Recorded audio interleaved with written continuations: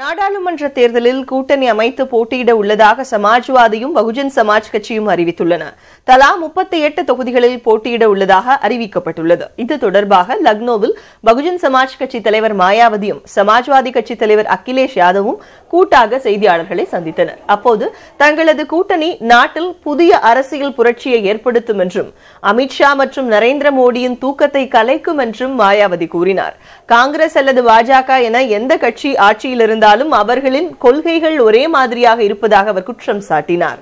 இதற்கு உதாரணமாக பாதுகாப்புத்துறை ஒப்பந்தத்தில் இரு கட்சிகளின் செயல்பாட்டை குறிப்பிடலாம் என்று அவர் கூறினார். காங்கிரஸ் கட்சி அவசர நிலையை பிறப்பித்ததாகவும் தற்போது அறிவிக்கப்படாத அவசர நிலை அமலில் இருப்பதாகவும் மாயாவதி குற்றம் சாட்டினார். फर्क केवल इतना ही है कि इस मामले में कांग्रेस पार्टी के राज में उस समय घोषित इमरजेंसी थी और अब बीजेपी के राज में अघोषित इमरजेंसी लगी हुई है.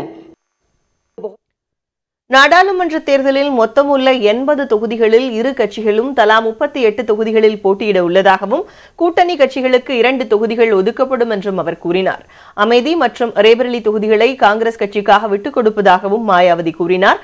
பாஜகவின் அராஜகத்தை வீழ்த்த இந்த கூட்டணி அவசியம் என்று அகிலேஷ் யாதவ் தெரிவித்தார். காங்கிரசுடனான கூட்டணியால் தங்களுக்கு எந்த பலனும் கிடைக்கவில்லை என்றும் இரு தலைவர்களும் தெரிவித்துள்ளனர். कि मायावती जी को आप प्रधानमंत्री के रूप में सपोर्ट करेंगे?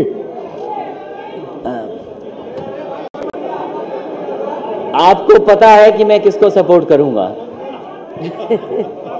और मैंने पहले भी कहा और आज फिर कहता हूं कि उत्तर प्रदेश ने हमेशा प्रधानमंत्री दिया है और हमें खुशी होगी कि उत्तर प्रदेश से फिर एक प्रधानमंत्री बने.